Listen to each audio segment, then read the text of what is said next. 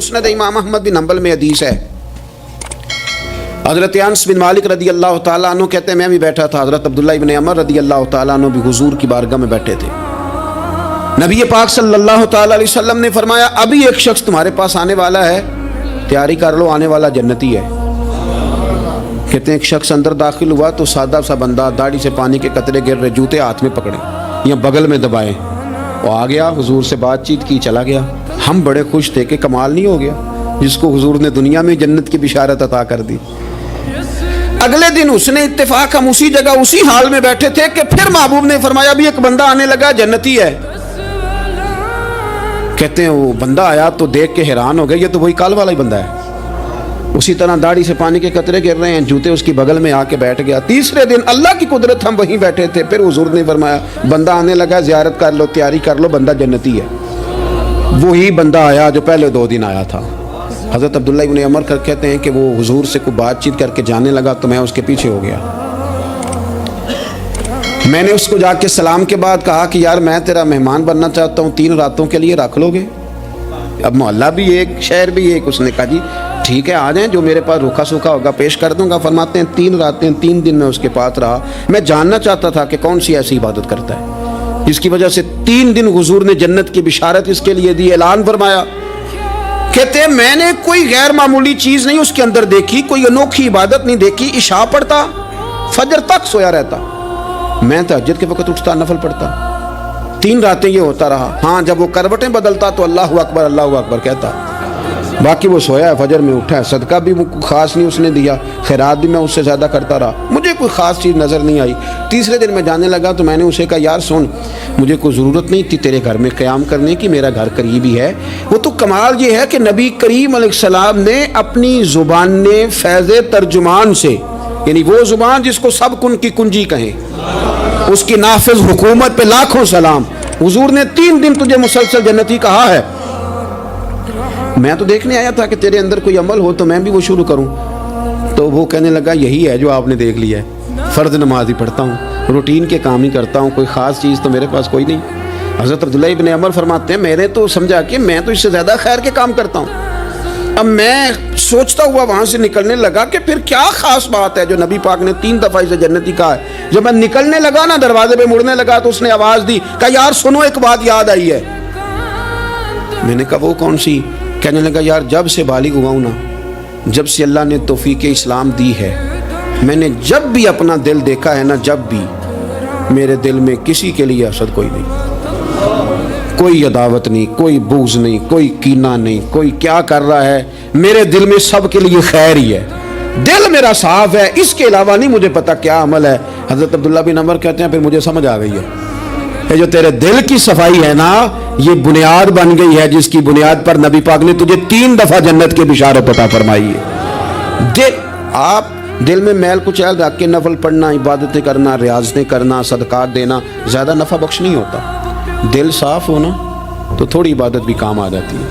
ये हदीस बताती है कि दिल साफ़ हो तो थोड़े सदके भी ज़्यादा नफ़ा कर जाए। इमाम गज़ाली कहने लगे चल तू इस तरह कर, रोज़ तो गुस्ल करता है, दांत साफ़ करता है, बाल कटवाता है, नाखून बढ़ जाए तो कटवाता है, कोई चीज़ ज़रा थोड़ी बढ़ जाए तो छोटी करता है, तू कोई लिबास पूरा ना हो तो उसको सेट करता है, तो इस तरह कर। ज़ाहिर पे जो इतनी मेहनत की है, ज़रा माल माल के दिल धो, इंशाअल्लाह इमाम हुसैन का फैज़ भी नज़र आएगा, मौला अली के जलवे भी नज़र आएंगे, हज़रत उस्मान गनी की हया का अक्स भी नज़र आएगा। इसे पहले धो ले, फिर तुम्हें सैयदना उमर की अदालत का फैज़ मिलेगा, हज़रत सिद्दीक़ अकबर की सदाकत का नूर मिलेगा, फिर तू देखना तेरी तबीयत पे नबी पाक के अखलाक आलिया का भी फैज़ नज़र आएगा। लेकिन पहले इसे धो ले, इसे दिले बेदार पैदा कर कि दिल खाबीदा है जब तक, न तेरी ज़रब है कारी न मेरी। कुछ चीज़ों से दिल सख्त होता है, जो लोग दुनियादारी की और फजूल बातें ज़्यादा करते हैं उनका दिल सख्त हो जाता है, जो हंसते ज़्यादा हैं उनका बड़ा सख्त हो जाता है, और सूफिया कहते हैं जो किसी पे हंसते हैं ना उनका तो मुर्दा ही हो जाता है, तो मामला ही ख़त्म हो गया।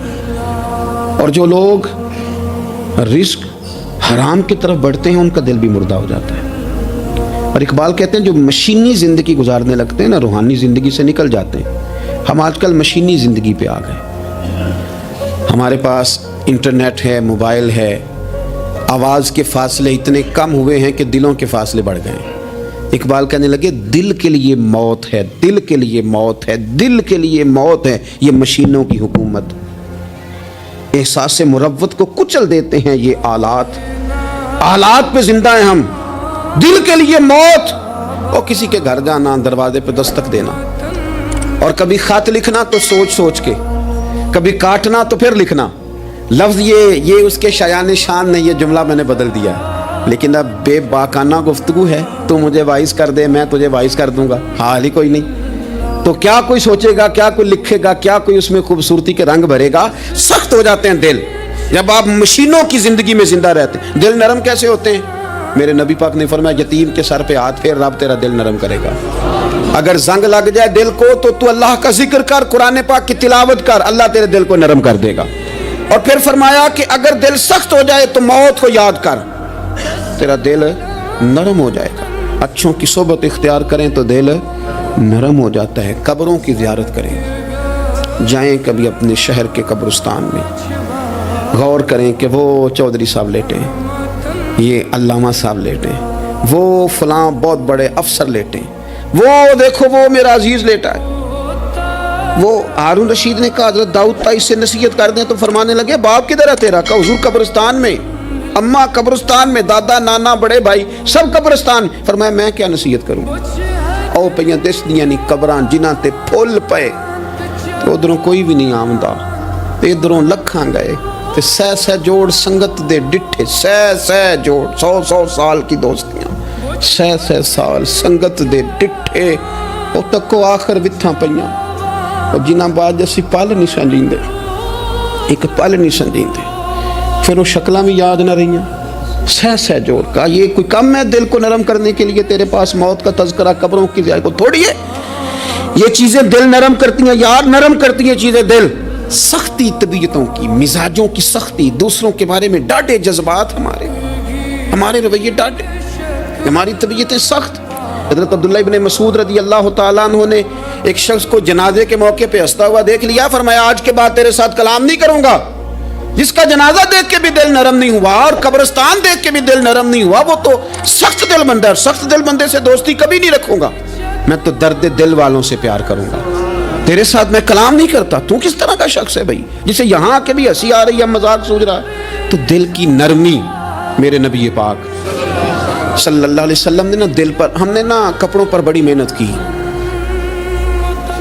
ہم نے چہروں پر بڑی محنت کی، ہم نے اپنے ظاہر کو سنوارنے پر بڑی، ہم نے اپنے حق میں بڑے بڑے لفظ یاد کیے، بڑی کہانیاں یاد کی، پر دل کے لیے محنت، اس پر محنت ہی نہیں کی۔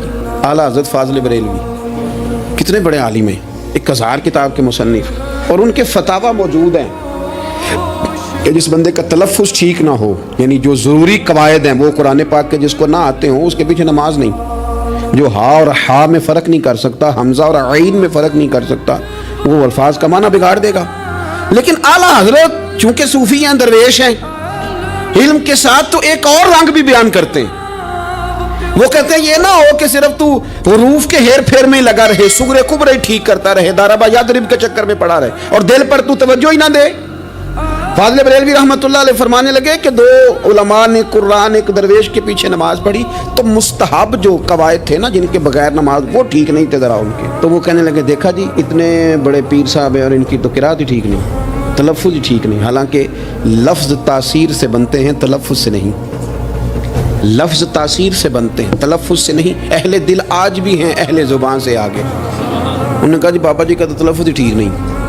اعلیٰ حضرت نے لکھا ہے ملفوظات شریف میں، فرماتے ہیں پھر وہ نہ نہانے کے لیے چلے گئے، نماز پڑھ کے فارغ ہو کے، تو وہ پانی میں اتر گئے تو شیر ان کے کپڑے اٹھا کے لے گئے۔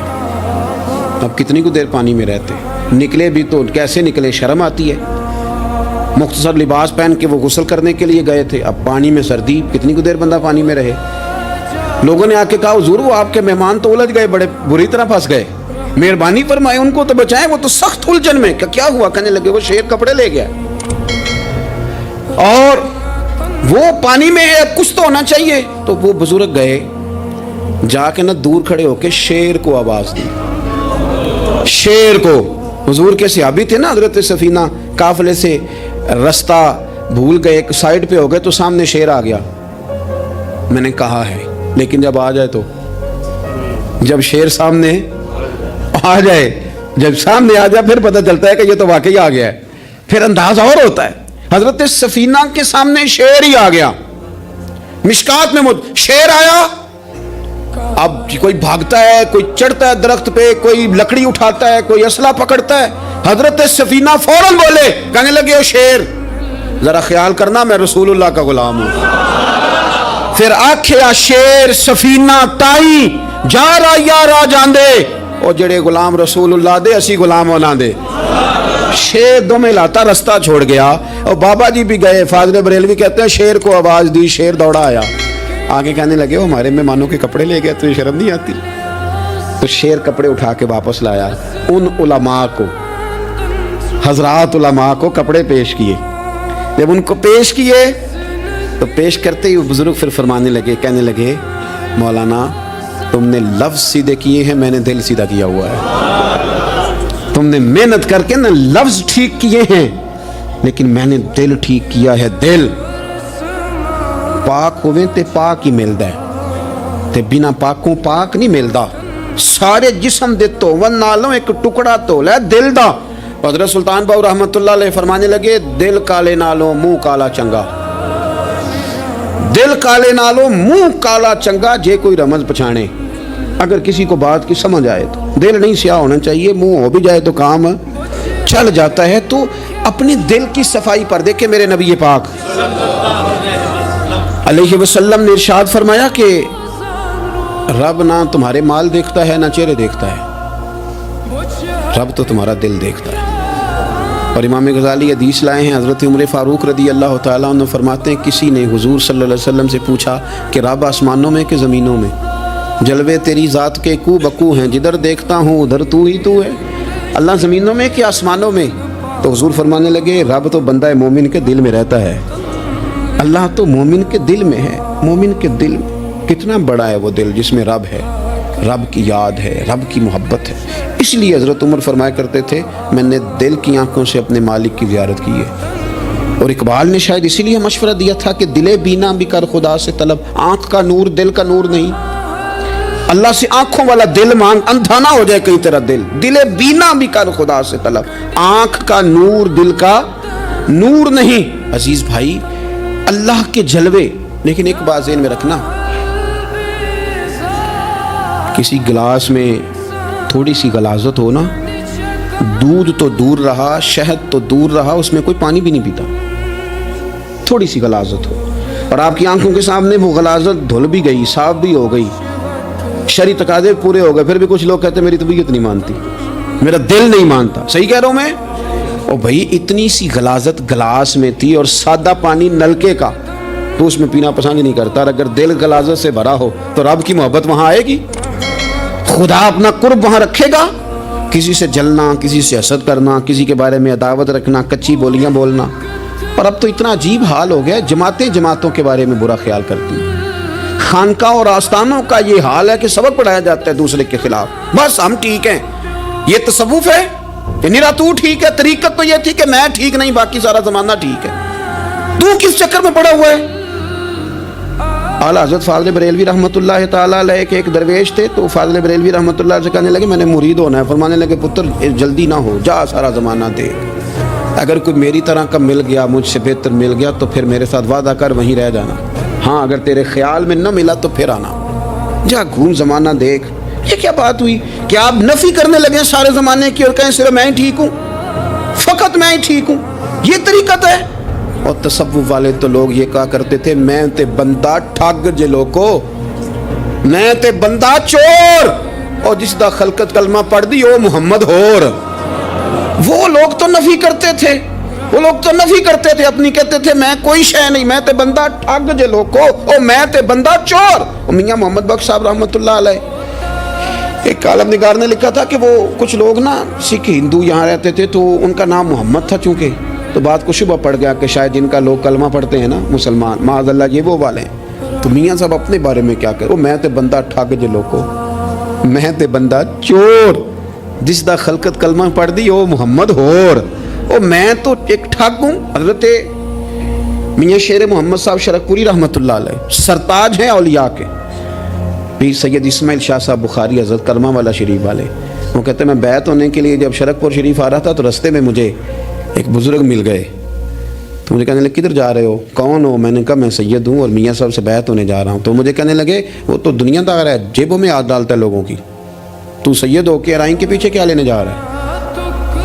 جڑا بلے نو سید آکھے دوزخ ملنے سزائیں، جڑا بلے نو رائیں آکھے او جنت پینگا پائیں، کیونکہ رانجا رانجا کر دی نی میں ہوں آپ ہی رانجا ہوئی، رانجا ہی آکھن ساریاں میں نو پیر نہ آکھے کوئی۔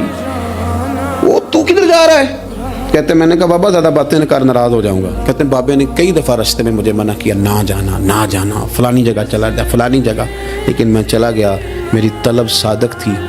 جب میں باہر جا کے بیٹھا تو اندر سے بلاوا آیا کہ میاں صاحب نے بلایا، اندر گیا تو یہ تو وہی بابا جی ہیں جو مجھے روک رہے تھے، تو میاں جی خود ہیں حضرت میاں صاحب۔ کہنے لگے بیلیا تینوں بڑا موڑیا پر تو مڑیا ہی نہیں۔ وہ تو روکتے تھے، اپنی نفی کرتے تھے، دل صاف دوسرے کے بارے میں، نظریہ صاف، کسی کے بارے میں خیر کا جملہ، کسی کی وکالت کرنا، کسی کا عیب چھپانا، کسی کے بارے میں اچھے لفظ بولنا، یہ مومن کی شان ہے۔ مومن کا دل ایسے سونا، میرے نبی پاک صلی اللہ تعالی علیہ وسلم نے فرمایا یہ میرا زید بن حارثہ ہے، اس کا دل اللہ نے نور ایمان سے بھر دیا ہے، ایمان سے دل بھر دیا رب تعالیٰ نے۔ ایک دن صبح صبح حضور نے پوچھا، اور داتا صاحب نے اس کو لکھا ہے، نبی پاک نے پوچھا آج تم نے صبح کس طرح کی؟ عرض کی یا رسول اللہ اس حال میں کہ میں پکا مومن ہوں۔ حضور نے فرمایا تو پکا مومن ہے، کس طرح؟ کہنے لگے یا رسول اللہ میں اس طرح کا مومن ہوں کہ سونا اور مٹی میرے لیے برابر ہے، پیسے آ جائیں تب بھی کوئی ٹینشن نہیں، نہ آئے۔ حضرت زید بن حارثہ رضی اللہ تعالیٰ عنہ عرض کرنے لگے سونا اور مٹی برابر ہے، کوئی پرواہ نہیں۔ تو حضور نے فرمایا تیرے ایمان کی دلیل؟ عرض کرنے لگے یا رسول اللہ میرے ایمان کی شان اور دلیل یہ ہے کہ میں یہاں زمین پہ بیٹھ کے نظر اٹھاؤں تو میری نظر اللہ کے عرش تک جاتی ہے، میں بتا سکتا ہوں کہ جنتی جنت میں جا رہے ہیں اور راضی ہیں، جہنمی جہنم میں جا رہے ہیں اور چیخ رہے ہیں، میں بتا سکتا ہوں۔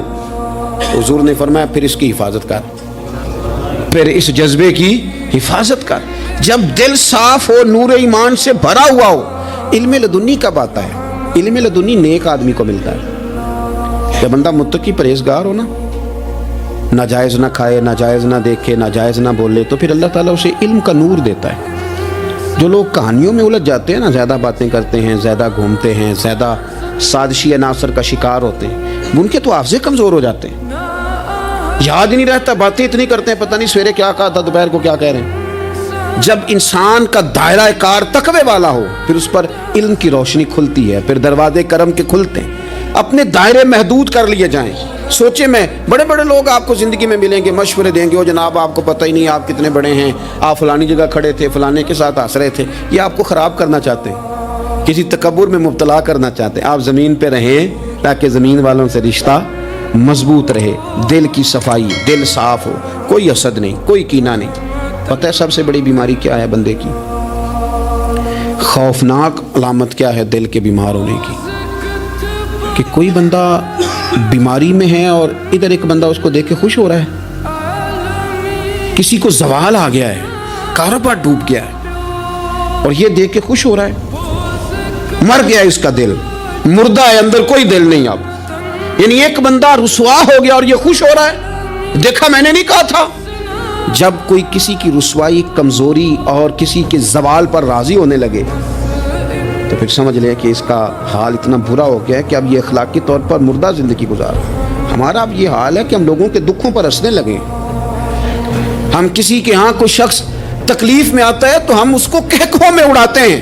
یارو زندہ قومیں یہ کام نہیں کرتی، زندہ قومیں یہ کام نہیں کرتی۔ میرے نبی پاک صلی اللہ علیہ وسلم نے فتح کے موقع پر بھی گردن کو جھکا کے بتایا کہ جب رب عروج دے تو پھر اللہ کی بارگاہ میں جھک جایا کرو۔ کسی شخص کے پتہ ہے ایک حدیث سنو، یہ مسلم شریف میں موجود ہے، حضور نے فرمایا ایک بندہ گناہ کرتا تھا پھر اس نے توبہ کر لی، اگر کسی نے دوبارہ اسے وہ گناہ یاد کرایا کہ تو یوں ہوتا تھا، اگر کسی نے اسے دوبارہ گناہ یاد کرایا تو یاد کرانے والے کو اللہ سزا کے طور پر مرنے سے پہلے پہلے اس گناہ میں مبتلا کر دے گا، خفیہ تدبیر آئے گی اللہ۔ جس کو اللہ نے معاف کر دیا، زمین آسمان بھول گئے، فرشتوں کے دفتر سے اس کا گناہ محو کر دیا گیا، تو نے کیوں یاد رکھا؟ لیکن ہمارے دل اس طرح کے ہیں، خیر کی خبریں نہیں دیتے ہم، ہم خیر کی خبر نہیں دیتے، مثبت بات نہیں کرتے، ہمارے رویے دوسروں کے بارے میں سخت ہیں. یعنی بہو سے داماد سے اختلاف ہو گیا، پھر اس نے معافی مانگ لی، پھر ہم نے معاف کر دیا، پھر 1 سال کے بعد دوبارہ لڑائی ہوئی تو پچھلی بات دوبارہ یاد کرنی چاہیے تھی، اس کی تو معافی دے دی تھی آپ نے، لیکن آپ نے پھر یاد کر لی وہ بات. اس کا مطلب ہے آپ نے صلح کی تھی، دل صاف نہیں کیا تھا. دل جب آپ صاف کر لیں تو پھر معاملہ ختم ہو گیا، پھر آپ پھر نکال پھینک کے ساری چیزیں.